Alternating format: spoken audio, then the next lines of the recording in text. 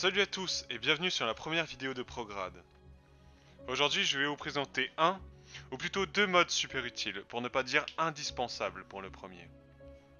Celui-ci est Kerbal Engineer Redux, dit KER. KER a pour fonctionnalité principale d'afficher le delta-V de votre fusée en mode éditeur. Pour faire court, le delta-V est une mesure de changement de vitesse.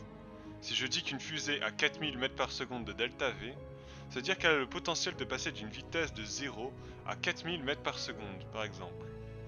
KER est donc un excellent outil pour bien doser la puissance des réacteurs et la taille des réservoirs de la fusée, et ainsi éviter qu'elle ne soit trop grande et donc plus chère et plus difficile à piloter.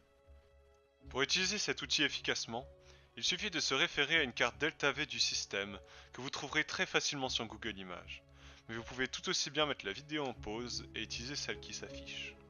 Elle indique le delta-V dont a besoin votre fusée pour faire la manœuvre que vous souhaitez. Par exemple, il faut environ 3200 mètres par seconde de delta-V pour faire une orbite autour de Kerbin. Attention cependant, les delta-V indiqués sur les cartes delta-V sont calculés pour des trajectoires parfaites, ce qui est bien entendu totalement impossible à reproduire dans le jeu. Il faut donc prévoir un excédent de delta-V d'environ 25 à 50%. Après, c'est à vous de prévoir à peu près le carburant qu'il vous faut. Vous apprendrez à doser au fur et à mesure que vous utiliserez ce mode.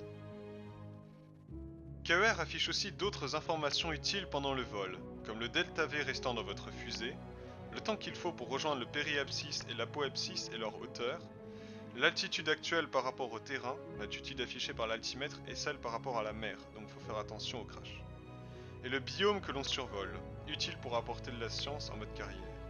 Toutes ces données sont celles que j'utilise le plus, mais il y en a beaucoup d'autres disponibles. Je vous conseille de chercher un petit peu dans le mode pour voir celles dont vous avez besoin. Enfin, l'interface est entièrement personnalisable et modulable selon vos besoins.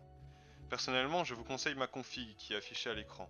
Cela suffit largement pour aller sur Mun et Minmus.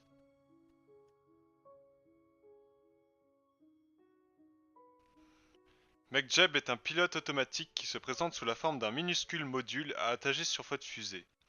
Il permet de faire automatiquement les manœuvres les plus importantes du jeu. Voici une liste des manœuvres que j'utilise le plus.